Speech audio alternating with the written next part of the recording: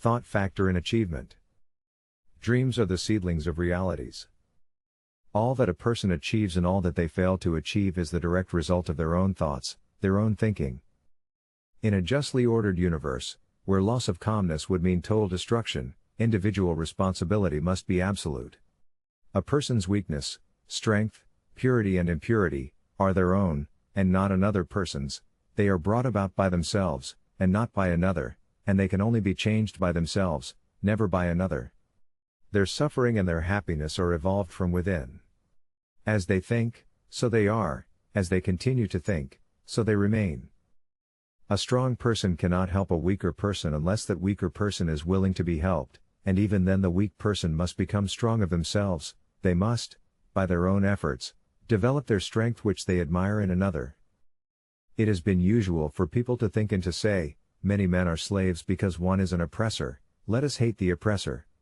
Now, however, there is among an increasing number of people a tendency to reverse their judgment, and to say, one person is an oppressor because many are slaves, let us despise the slaves. The truth is that oppressor and slave are cooperators in ignorance, and, while seeming to suppress each other, they are in reality suppressing themselves. A perfect knowledge perceives the action of law and the weakness of the oppressed and the misapplied power of the oppressor. A perfect love, seeing the suffering, which both states bring about, condemns neither. A perfect compassion embraces both oppressor and oppressed.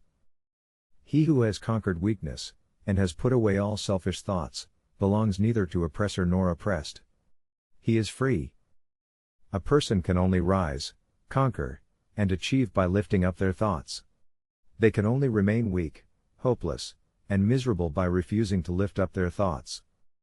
Before a person can achieve anything, they must lift their thoughts above slavish animal indulgence. They may not, in order to succeed, give up all animalism and selfishness, by any means, but a portion of it must, at least, be sacrificed. Person whose thought is beastly indulgence can neither think clearly or plan carefully. They have difficulty finding and developing their underlying resources, and will fail in any undertaking. Not having being able to control their thoughts, they are not in a position to control their affairs and to handle serious responsibilities. They are not able to act independently and stand alone. They are limited by the thoughts they have chosen. There can be no progress, no achievement without sacrifice, and a person's worldly success will be in the measure that they sacrifices their confused thoughts, and fix their mind on the development of solid plans, and the strength of their resolution and self-reliance. The composer, sculptor, painter, poet, prophet, sage, they help make the world enjoyable. The world is beautiful because they have lived; without them, laboring humanity would perish.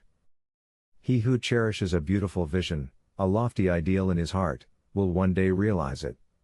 Cherish your visions, cherish your ideals, cherish the music that stirs in your heart, soul, and the beauty that forms in your mind, the loveliness that drapes your purest thoughts, for out of them will grow all delightful conditions, a heavenly environment. If you but remain true to them, your world will at last be built. To desire is to obtain, to aspire is to achieve. Shall man's base desires receive the fullest measure of gratification, and his purest aspirations starve for lack of nourishment? Such is not the law, God's law. Such a condition of things can never obtain. Ask and receive. Dream lofty dreams, and as you dream, so shall you become. Your vision is the promise of what you shall one day be, your ideal is the vision of what you shall at last bring to light.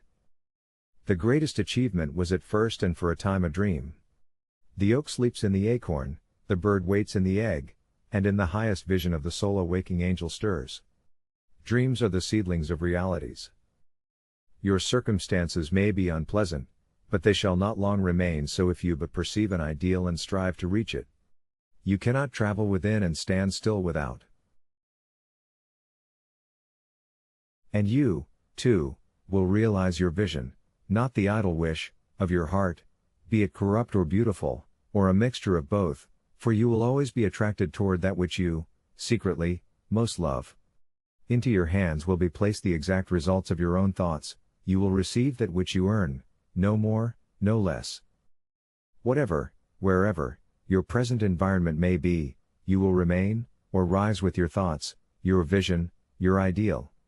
You will become as small as your controlling desire, as great as your dominant aspiration. In the beautiful words of Stanton Kirkham Davis, you may be keeping accounts, and presently you shall walk out of the door that for so long has seemed to you the barrier of your ideals, and shall find yourself before an audience, the pen still behind your ear, the ink stains on your fingers, and there shall pour out the torrent of your inspiration. You shall wander under the intrepid guidance of the Spirit into the studio of the Master, and after a time they shall say, I have nothing more to teach you. And now you have become the Master, who did so recently dream of great things. You shall lay down to take upon yourself the regeneration of the world. The thoughtless, the ignorant, and the indolent, seeing only the apparent effects of things and not the things themselves, talk of luck, of fortune, and chance. Seeing a person grow rich, they say, how lucky they are. Observing another become intellectual, they exclaim, how highly favored they are. And noting the saintly character and wide influence of another, they remark, how chance aids them at every turn. They do not see the trials and failures and struggles which these people have voluntarily encountered in order to gain their experience, have no knowledge of the sacrifices they have made, of the faithful efforts they have put forth, of the faith they have exercised, that they might overcome the apparently insurmountable, and realize the vision of their heart. They do not know the darkness and the heartaches, they only see the light and joy, and call it luck. They do not see the long and grueling journey, but only behold the pleasant goal, and call it good fortune. They do not understand the process, but only perceive the result, and call it chance. A lot of people notice when you succeed. They don't see what it takes to get there. Tilda Dawn Staley quote. There are results, and the strength of the effort is the measure of the result. Chance it is not. Gifts, powers, material, intellectual, and spiritual possessions are the fruits of effort. They are thoughts completed, objects accomplished, visions realized. The vision that you glorify in your mind, the ideal that you fix in your heart, this you will build your life by, this you will become. Dreams are the seedlings of realities. Peace.